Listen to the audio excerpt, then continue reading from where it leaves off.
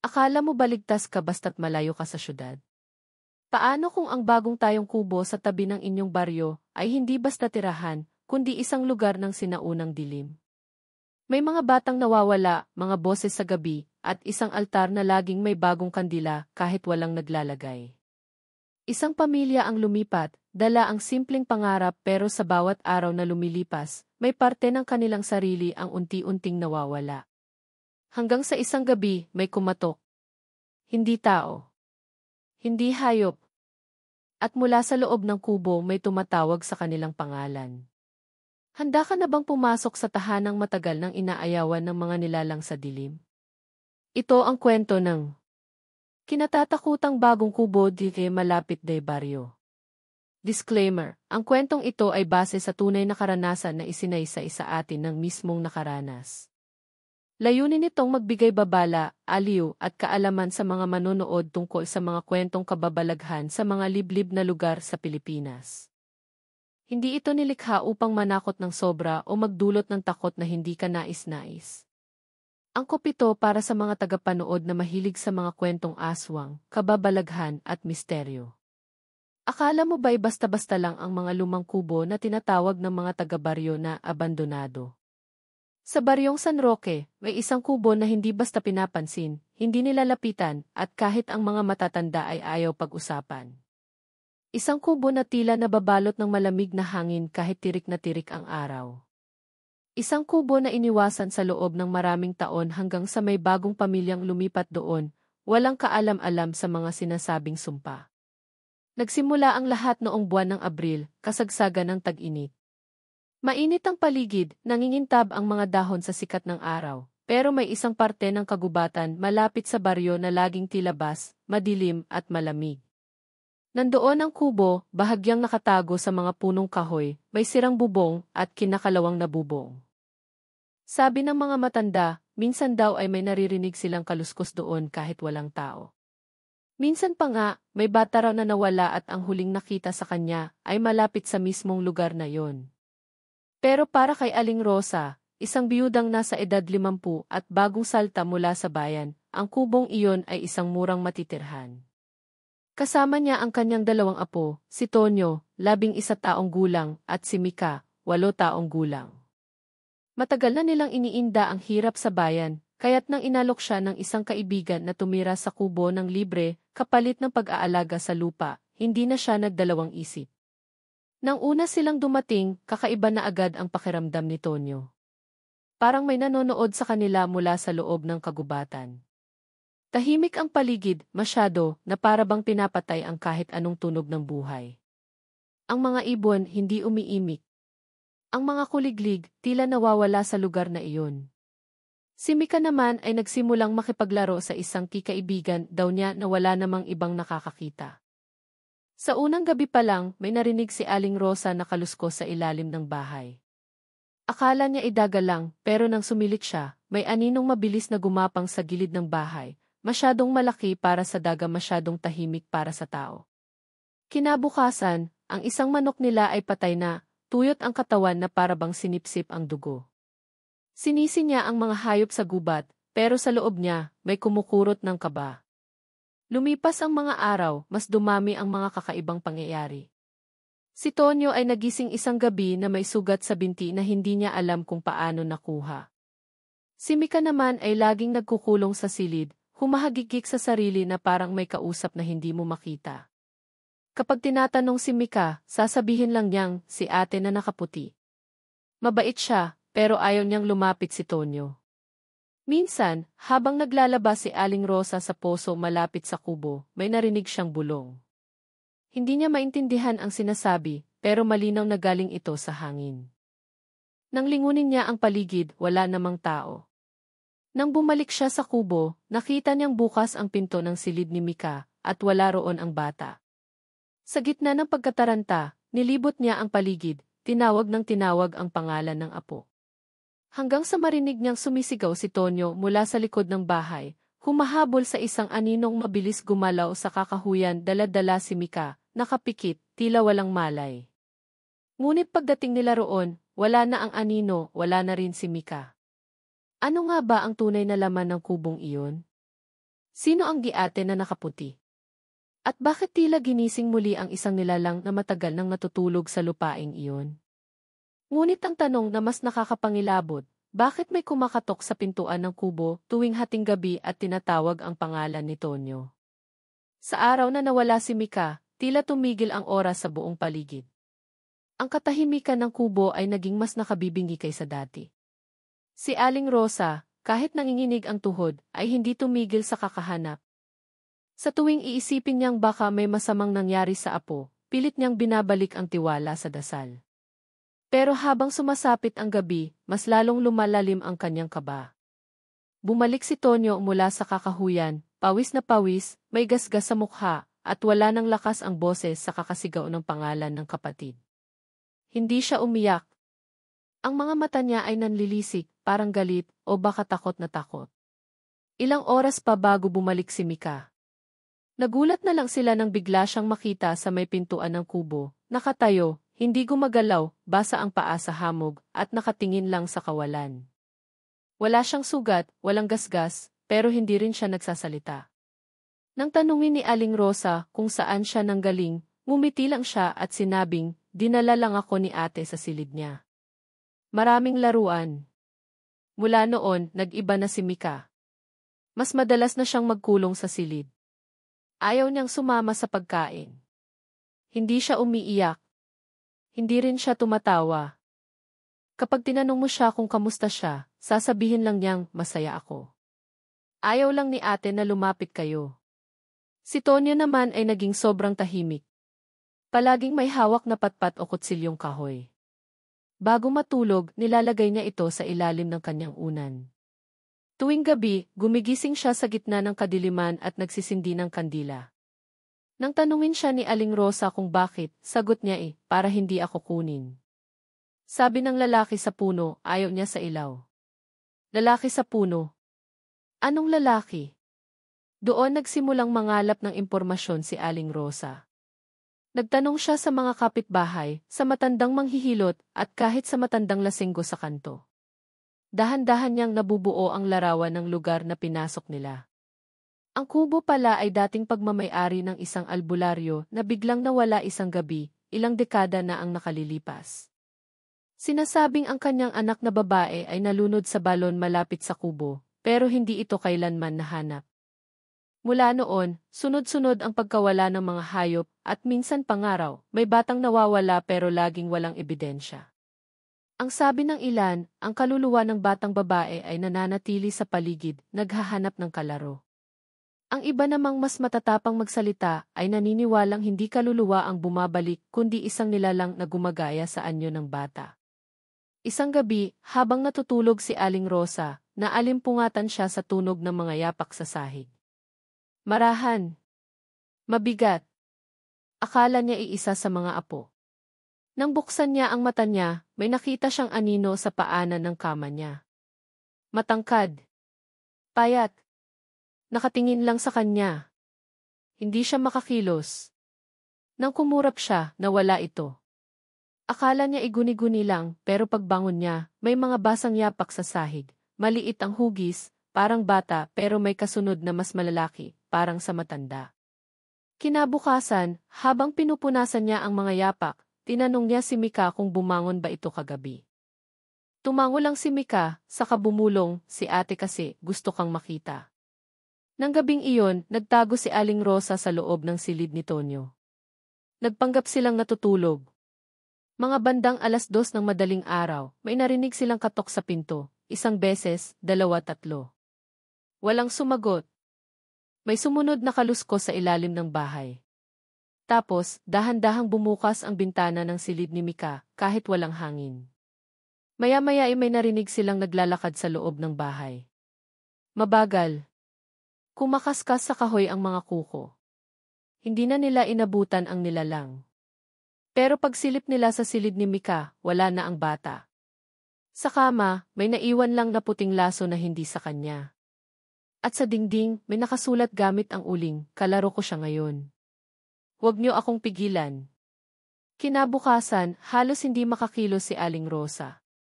Nanlalambot siya sa takot, pero mas nangingibabaw ang pangambang baka tuluyan na siyang mawala ng mga apo. Sa buong maghapon, hindi na niya pinayagang lumayo si Tonyo sa tabi niya. Pero si Mika, hindi pa rin nila mahanap. Naghanap sila sa kakahuyan, sa paligid ng balon, sa ilalim ng kubo, pati sa mga sanga ng mga puno, pero parang naglaho na lang ito sa hangin. Hanggang sa marinig nila mula sa kabilang bahagi ng kagubatan ang tinig ng bata. Mahina, tila nanggagaling sa ilalim ng lupa. Lola, mainit dito, nilalaro lang ako ni ate, hindi na napigilan ni Aling Rosa ang pagluha. Gusto niyang sumugod, gusto niyang puntahan, pero ang tinig ay paiba-iba ng lugar. Minsan nasa kanan, maya-maya nasa kaliwa na. Si Tonya naman ay nagsimulang magsalita ng kung ano-ano habang nakatitig sa malayo. Hindi siya si Mika. Yung bumalik kagabi, hindi siya si Mika. Iba yun, nakangiti lang pero wala sa mata. Habang tumatagal, nagiging mas madalas ang mga kakaibang ingay sa gabi, may kaluskos sa bubong, kalabog sa ilalim ng bahay, at minsan pa nga tila may humihila sa pintuan. Isang gabi, nakita nilang gumagalaw mag-isa ang duyan na wala namang hangin. Kasunod nito'y may nahulog na larawan mula sa altar, ang litrato ni Mika, at ang bahagi ng mukha nito ay nadumihan ng uling, tila sinadyang takpan ang mata. Ilang araw pa, dumating si Mang Andoy, isang matandang magsasaka na minsang nagbantay ng lupain malapit sa kubo. Wala siya noon nang lumipat si Aling Rosa. Pagkarinig ng mga nangyayari, hindi ito nagdalawang isip at pumunta sa kubo. Hindi dapat tinirhan to, sabi niya. May iniwang marka rito ang matandang albularyo, hindi ito para sa tao. May ipinid na nila lang dito pero mukhang gising na siya. Naglatag si Mang Andoy ng asin sa paligid ng bahay at nagsindi ng insenso. Habang ginagawa ito, si Tonyo ay biglang sumigaw at tinuro ang puno sa may tabi ng balon. Doon siya. Nakatingin siya sa atin. Walang nakita si Aling Rosa, pero ramdam niya ang panlalamig ng hangin. Parang may humaplos sa batok niya na hindi niya makita. Habang lumalalim ang gabi, biglang nawalan ng ilaw ang kubo. Ang mga kandilang sinindihan ni Mang Andoy ay biglang namatay sabay-sabay. Tanging liwanag ng buwan ang nagsilbing gabay. Sa katahimikan, narinig nila ang paghikbi, mga tinig ng bata, pero hindi iisa. Parang daan-daang boses ng mga batang umiiyak, naghahalo sa hangin na tila dumaraan sa mga dingding ng bahay. Napasandal si Aling Rosa sa dingding, nanginginig. Ilang bata na ba ang kinuha nito? Sa gitna ng kaguluhan, biglang bumagsak ang isang lumang kahon mula sa itaas ng estante. Nang buksan ito, nakita nilang mailaman itong lumang manika, sira-sira, nakaputing damit, walang mata. Sa ilalim nito, may lumang papel na may sulat kamay, ang mga batang nawala ay hindi pa rin tahimik. Ang di makalaban, nagiging laruan. Habang binabasa ito ni Mang Andoy, biglang nagbukas ang pinto, hindi dahil sa hangin, kundi dahil sa isang puwersang tila gustong pumasok. Mabilis na isinara ito ni Tonyo, pero bago niya maisara, may kamay ng bata na biglang sumungaw at muntik nang mahawakan ang kanyang braso. Maputla. Mababa ang temperatura ng hangin pagkatapos nito. Habang sinusubukang magtakip ng asin sa paligid ng kwarto, napansin ni Aling Rosa na nawawala si Mang Andoy. Tinawag niya, sumigaw pero walang tugon. Paglingon niya sa bintana, nakita niya ang silhouette ng matanda na tila dinadala palayo ng isang malaking nilalang, mahaba ang katawan, gumagapang sa lupa na parang ahas na may mga galamay. Tahimik lang ito habang nilalamon ng dilim. Walang sigaw. Walang kalaban-laban. Sa puntong iyon, alam ni Aling Rosa na ang laban na ito ay hindi basta-basta. Hindi lang ito tungkol sa nawawalang apo. May mas malalim na dahilan kung bakit sila dinala roon. At sa bawat gabing lumilipas, mas lumalapit sa kanila ang nilalang. At ngayon, hindi na lang si Mika ang gusto nito. Ngunit sino nga ba talaga ang iate na nakaputi? At ano ang hinahanap niya kay Tonyo? Hindi na alam ni Aling Rosa kung ilang araw na silang nakakulong sa loob ng kubo. Natatakot silang lumabas. Tuwing sasapit ang dilim, parang may bumubulong sa dingding, may mga aninong gumagapang sa kisami, at may mga matang nakasilip mula sa mga bitak ng sahig. Si Tonyo ay hindi na halos natutulog. Nanatili siyang nakabantay, may hawak na kutsilyong kahoy at kandilang naupos. Paulit-ulit niyang sinasabi na hindi sila pwedeng matulog ng sabay dahil pag pareho tayong tulog, saka siya papasok. Ang lahat ng kandila nila ay paubos na. Ang asin na inilatag sa paligid ng kwarto ay halos hindi nakita, pinadpad na ng hangin o tinanggal ng kung anumang nilalang na pumapasok tuwing gabi. Sa bawat sandaling lumilipas, mas lumalakas ang presensyang bumabalot sa kubo. Hindi na ito basta lamig o anino, ito'y tila isang nilalang na naglalakad sa pagitan ng mga dingding, nagmamasid, naghihintay ng pagkakataong umatake. Isang gabi, habang hawak ni Tonyo ang isa sa huling kandila, may narinig silang tawa, hindi ng bata, kundi ng matandang babae. Mabagal. Paulit-ulit. Umaalingaw-ngaw sa buong paligid ng kubo. Sa bawat tawa, gumagalaw ang mga gamit, bumabagsak ang mga baso, umiikot ang duyan, at ang pintuan ay kusang bumubukas at sumasara na para bang may dumadaan. Napasigaw si Tonyo nang biglang makita ang aninong babae sa sulok ng kisam, nakaputi, mahaba ang buhok, nakalambitin pabaliktad at nakatitig sa kanila. Hindi na kinaya ni Aling Rosa. Hinilan niya si Tonyo at nagtangkang tumakbo palabas ng bahay, pero paglabas nila ng pinto, hindi na nila makita ang kakahuyan. Sa halip, napalibutan sila ng makapal na dilim, hindi karaniwang gabi, kundi isang uri ng kadilimang tila may sariling buhay. Walang liwanag ang makalusot. Kahit ang kandila ay namatay agad paglabas nila.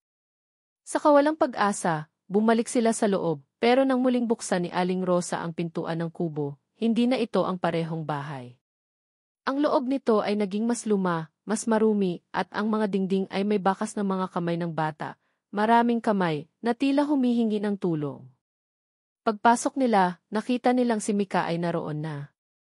Nakatayo sa gitna ng silid, nakangiti, pero ang mga mata ay wala sa hulog, itim at walang kinang. Lola, andito na si ate.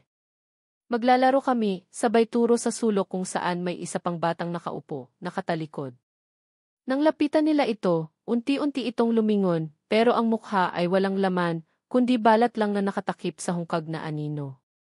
Biglang sumigaw si Tonyo at hinila si Mika palayo. Pero hindi na siya gumalaw.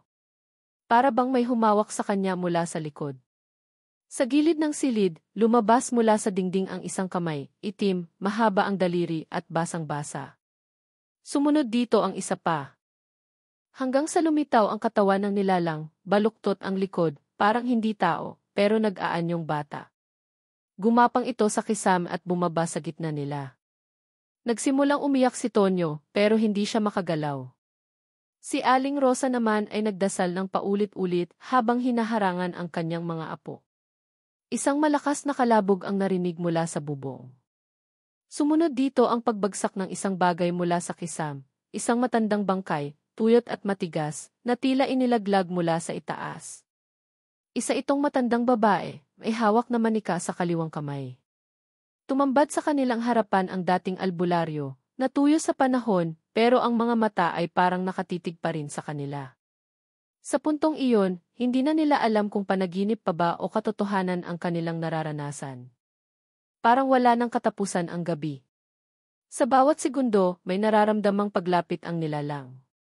Sa bawat sulok ng bahay, may aninong gumagalaw.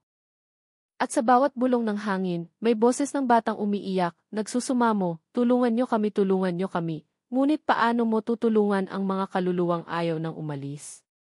At paano ka tatakbo kung ang mismong mundo sa paligid mo ay hindi na ang mundo ng tao? Hindi na malaman ni Aling Rosa kung anong totoo at kung alin ang hindi.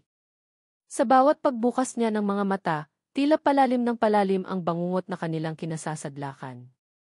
Si Tonyo ay wala ng boses sa kakasigaw. Si Mika, nakatayo pa rin sa gitna ng silid, pero iba na ang aura. Hindi na siya ang batang minahal at inalagaan niya. Ang kanyang mga galaw ay mabagal, para bang may kung anong nagtutulak sa kanya. Sa tuwing sisilipin ni Aling Rosa ang kanyang mga mata, wala na roong kaluluwa, kundi isang malamig na espasyo. Akala niya ay wala nang hihigit pa sa lagim na kanilang dinaranas, pero nang gabi ring iyon, may dumating na bisita. Isang batang lalaki, nasa edad 10, payat, putik-putikan ang katawan at basang-basa. Walang kahit anong ingay nang dumating ito sa pintuan ng kubo, basta na lang lumitaw habang ang dilim ay tila bumuka para siya iluwa. Dahan-dahan itong pumasok. Wala sa kanila ang nakakakilos. Nang tingnan ni Tonyo ang mukha nito, agad siyang napaatras, nanginginig sa takot. Ako iyan, bulong niya. Hindi makapaniwala si Aling Rosa nang makitang halos eksaktong kamukha ni Tonyo ang batang bagong dating, pareho ng hugis ng mukha, tahi sa kilay, at kahit ang pilat sa braso. Pero ang mga mata ng bagong bata ay itim. Busilak na itim. Walang mapagkukunan ng liwanag. Nandito na yung kapalit, sabi ni Mika, habang tila may galak sa kanyang tinig.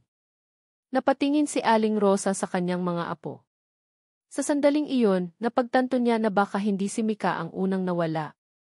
Baka matagal nang wala ang tunay niyang apo at ang batang kasama niya ngayon ay isa ng anyo lamang ng nilalang na kumukuha ng bata.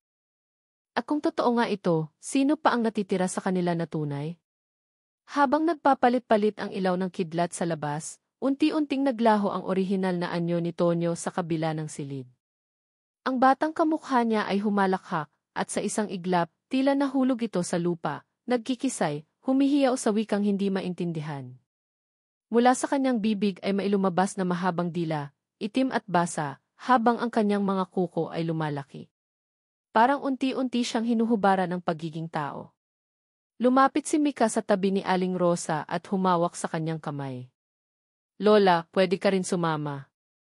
Ayaw naman nilang masaktan ka, pero kailangan nilang palitan ang mga nawawala. Kailangan ng katawan. Doon sumabog ang buong katotohanan. Hindi lang basta pinaglalaruan ang kanyang pamilya, ginagamit sila. Isa-isang kinukuha ang kaluluwa, ang katawan, ang anyo. At kung hindi ka makakatakas bago dumilim muli, ikaw ang susunod. Napasigaw si Aling Rosa at niyakap si Tonyo. Pilit siyang hinahatak paalis. Pero tila bumibigat ang katawan ng bata, para bang may humihila mula sa ilalim ng lupa. Ang mga kamay ni Aling Rosa ay dumudulas na sa pawis at dugo. Habang pinipilit niyang hilahin ito pabalik, ang kubo ay nagsimulang gumalaw, ang mga dingding ay umuuga, ang sahig ay bumibiyak, at mula sa mga bitak ay mailumalabas na maitim na usok na may amoy ng nabubulok na laman. Hindi ito ang bahay na inakala mong pinuntahan mo, Aling Rosa, bulong ng isang tinig mula sa kisam. Isa itong lagusan. Mabilis ang mga pangyayari. Ang sahig ay bumuka sa gitna. Si Mika, tumayo sa tabi ng butas na iyon at mumiti. Dito kami nanggagaling. Dito kami bumabalik. Baka gusto mong isama si Tonyo. Walang panahon para mag-isip. Walang oras para magdasal. Ang nilalang na kamukha ni Tonyo ay tumalon papunta kay Aling Rosa. Tumilapon siya sa sahig, nawala ng ulirat sa isang iglap. Nang dumilat siya, mag-isa na siya sa kubo. Tahimik. Madilim. Basang-basa ang kanyang katawan. At sa kanyang harapan, may salamin na hindi niya alam kung saan nanggaling. At sa salamin, ang refleksyong bumungad sa kanya ay hindi na siya. Ang mukha ay siya. Pero ang mga mata ay itim. Wala nang liwanag. Ano ang gagawin mo kung ikaw na mismo ang naging nilalang na ayaw mong makita? Sa palagay mo, makaliligtas pa ba si Aling Rosa? O simula pa lang ito ng mas malalim na bangungot? Anong gagawin mo kung ikaw na ang susunod? Sa tingin mo, makaliligtas pa ba si Aling Rosa? Ay share ang iniisip mo sa comments. Baka ang susunod na kwento ay kwento mo na rin. Isang malakas na pagsabog ng tunog ang gumising kay Aling Rosa. Parang may pumutok na baso o bungo. Nagising siyang nakahandusay sa sahig ng kubo, basang-basa sa pawis, ang puso ay kumakabog sa bilis. Sa paligid niya ay mga aninong nagsasayaw sa pader, mga aninong walang katawan, tila alala ng mga kaluluwang matagal nang kinuha ng lugar na ito. At sa mismong harap niya, si Mika, nakaupo, nakangiti pa rin, pero ngayon ay maihawak ng manika na kahawig ng matanda. Lola, sabi ko sa'yo pwede kang sumama sa amin, bulong ni Mika habang dinuduyan ang manika. Tiningnan ni Aling Rosa ang kanyang kamay. Puno na ito ng dugo. Hindi niya maalala kung saan nanggaling, pero naramdaman niyang may kakaiba sa kanyang katawan. Parang may gustong lumabas sa loob niya, parang may gumagapang sa kanyang mga ugat. Dahan-dahan siyang tumayo kahit nanginginig at lumapit sa altar. Humawak siya sa lumang rosaryo na naiwan pa ng dating may-ari ng kubo. Kung totoo ka, Diyos ko tulungan mo ako ngayon, mahina niyang bulong. At saka siya lumingon. Sa gitna ng kwarto, unti-unting lumilitaw ang nilalang, ang hugis ni Tonyo, pero pilipit ang katawan, nakabaliktad ang ulo, at gumagapang na parang hayop. Ang mga mata nito'y itim pa rin, at may mga bibig na unti-unting lumalabas sa liig nito, sabay-sabay na bumubulong. Hindi mo na siya makukuha, sa isang iglap, hinampas ni Aling Rosa ng buong lakas ang rosaryo sa sahig, at kasabay nito'y nagsimula siyang magsalita ng dasal. Hindi niya alam kung tama ang mga salitang lumalabas sa bibig niya, halo ng Ama namin, mga salitang Latin na narinig lang niya noon sa simbahan, at dasal ng isang desperadong lola na handang gawin ang lahat para sa mga apo. Nagsimulang manginig ang kubo. Ang ilaw mula sa buwan ay tila naging pula. Mula sa mga dingding ay may mga kamay na lumabas, mga kamay ng bata, humihila sa nilalang na kamukha ni Tonyo. Sumigaw ito, bumaluktot, pilit na kumakawala, pero para bang hinahatak ito ng mismong mga espiritong sinira nito. Si Mika ay tumayo, nagsimulang umiyak, pero ang boses ay boses ng matanda. Hindi mo kami mapipigilan. Matagal na naming tahanan to. Hindi na nagdalawang isip si Aling Rosa. Hinawakan niya ang kamay ni Mika at isinigaw ang huling dasal habang pinipilit nitong itulak ang batang katawan palapit sa altar. Mula sa itaas, bumagsak ang lumang manika. Pumutok ito at naglabas ng itim na usok na pumalibot sa buong kwarto. Ang hangin ay naging mabigat, masangsang, pero kasabay nito'y unti-unting bumabalik ang katahimikan. Isa-isang nawala ang mga anino. Ang nilalang ay sumigaw ng isang huling malakas na hiyaw, at parang nabiyak ang katawan nito, lumiliit hanggang sa maging abo. Si Mika ay nawalan ng malay sa bisig ni Aling Rosa. Tumigil ang pag-uga ng kubo. Tumigil ang mga tinig. Tila may pumunit sa mismong espiritu ng lugar at ibinalik sa katahimikan ang lahat. Niyakap ni Aling Rosa ang kanyang mga apo, si Mika natulog pa rin, at si Tonyo na nagtatago sa likod ng altar. Umiiyak siya, pero hindi dahil sa takot.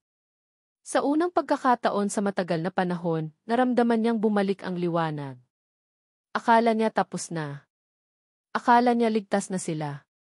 Pero nang iabot niya ang kamay kay Tonyo para halikan ito sa noo, bigla siyang napahinto. May maliit na marka sa ilalim ng mata nito, isang bilog na mailinya sa gitna, ang parehong marka na nakita niya noon sa pader ng kubo ang palatandaan ng mga piniling katawan. Napakunot ang noo ni Aling Rosa. Tonyo, ikaw ba to? Ngumiti si Tonyo. Mabagal. Mapait. Lola, hindi ka ba pagod? Tumingin si Aling Rosa sa salamin sa tabi ng altar. Ang refleksyon niya ay hindi na siya. Mas bata. Mas payat. Mas bata. At sa likod niya, nakatayo si Tonyo. Ang totoong Tonyo. Maputla. Umiiyak. Muling tumakbo ang lamig sa kanyang batok. Hindi siya ang nakaligtas. Siya ang napili. Anong gagawin mo kung sa huli, ikaw pala ang naging kasangkapan ng dilim? Sa tingin mo, maililigtas pa ni Tonyo si Lola? Ay share sa comments ang reaksyon mo, at kung gusto mong marinig ang kasunod na kwento, abangan ang susunod na kabanata. Madaling araw nang tuluyang tumahimik ang lahat. Ang mga anino sa dingding ay naglaho, ang usok na bumalot sa kubo ay unti-unting naglaho, at ang liwanag ng araw ay muling pumasok sa mga bitak ng kahoy. Sa unang pagkakataon, may narinig na huni ng ibon sa labas, isang tunog na dati hindi kailanman maririnig sa lugar na iyon. Si Tonyo ay nakaupo sa may sulok, yakap-yakap si Mika na mahimbing pa ring natutulog. Ang mukha niya ay puno ng pagod, putik, at takot na tila nanatili sa kanyang mga mata kahit tapos na ang bangungot. Nang magising si Mika, umiyak siya. Hindi niya maalala ang lahat, pero paulit-ulit niyang sinasabi, ang dami nilang bata, Lola, ang dami nila, ayaw nilang umalis. Ngunit walang sumagot sa kanya. Tahimik si Tonyo. At sa kabila ng kanilang pagkapagod, pareho silang naghahanap kay Aling Rosa. Hindi nila alam kung paano o kailan nawala si Lola. Huli nilang nakita, hawak ang rosaryo, umiiyak habang inilalaban ang huling dasal. At pagkatapos nun wala na. Walang katawan. Walang bakas ng dugo. Tanging naiwan sa altar ang isang lumang manika, may pulang sinulid na nakapulupot sa liig nito, at isang piraso ng papel na may nakasulat, ang handog ay tinanggap na. Ang kabayaran ay sapat. Ilang araw matapos ang insidente, natagpuan ng mga taga-baryo sina Tonyo at Mika na palakad-lakad sa gilid ng kakahuyan. Marumi, gutom at tila tulala. Dinala sila sa barangay health center at doon nagsimulang kumalat ang kwento. Marami ang nagtangkang magsiyasat sa kubo, pero wala na itong pinagsaklawan. Wala na ang bahay. Sa lugar kung saan ito dating nakatayo, ay puro damo at putik na lamang, parang hindi ito kailanman naging bahagi ng baryo. Naglipa na ang espekulasyon. May mga nagsasabing nawasak ang kubo sa isang bagyong hindi nila naramdaman. May mga naniniwalang ang buong nangyari ay isang uri ng collective hallucination. Ngunit ang pinakanakatindig balahibo ay ang mga kwento ng ibang bata sa baryo na nagsasabing may bagong kalaro sila sa panaginip. Isang matandang babae na nakasuot ng puting duster, palaging nakangiti at sinasabing, "Huwag kayong matakot. Ako ang lola ng lahat ng nawala." Si Tonyo ay lumaki sa ilalim ng pangangalaga ng isang tiyahin sa kabilang bayan. Tahimik siya, bihirang magsalita at madalas magkulong sa kwarto. Sa loob ng ilang taon, hindi niya binanggit ang nangyari sa kubo. Pero minsan, habang sinusulat niya ang isang talaarawan, may isinulat siyang linya na tila galing sa ibang tinig. "Hindi ako nilamon ng dilim, ako ang naging tagabantay nito." Si Mika naman ay unti-unting bumalik sa normal. Nakapag-aral, nagkaroon ng mga kaibigan, pero tuwing sasapit ang gabi ng bagong buwan, palagi siyang nagigising sa parehong panaginip, isang kubo sa gitna ng gubat, isang altar na maisinding kandila, at ang boses ng kanyang lola na humahaplo sa kanyang tenga, "Mika, bantayan mo si kuya mo." Hindi pa sila tapos. Sa mga sumunod na taon, may mga naitalang batang nawawala sa mga karatig baryo. Laging may pare-parehong detalye, huling nakita malapit sa masukal na bahagi ng kagubatan, laging may naiwan na laruan o larawan ng isang matandang babae. Pero kahit ilang beses man nilang hanapin ang pinagmulan ng lagim, hindi na muling nakita ang kubo. Parang itinago na ito ng mismong lupa. Isang gabi, habang naglalakad pa uwi si Tonyo mula sa trabaho, may nadaanan siyang batang babae na nakaupo sa gilid ng daan. Nakaputing damit, duguan ang paa, pero hindi umiiyak. Nang lumapit siya para tanungin kung ayos lang ito, dahan-dahang tumingala ang bata at sa kanyang mukha, nakita niya ang isang pamilyar na ngiti. "Kuya Tonyo," sabi ng bata. "Sinusundo ka na ni Lola." Muling nagdilim ang paligid. Muling nawala ang hangin. At sa malayo, sa gitna ng kawalan, muling lumitaw ang silweta ng kubo. "Ano sa tingin mo, tapos na ba talaga ang bangungot? Ikaw, anong gagawin mo kung may kumatok sa pinto niyo sa kalagitnaan ng gabi at boses ng pamilyar mong mahal sa buhay ang tumawag sa iyo mula sa labas?" Ay share mo sa comments, sa tingin mo ba, si Tonyo makakatakas pa? At si Aling Rosa, siya pa rin ba ang nasa loob ng kubo? Gusto mo ba ng kasunod na kwento? I-comment mo lang ang kigustugi ng part 2 at baka masundan ito ng panibagong gabing puno ng kadiliman.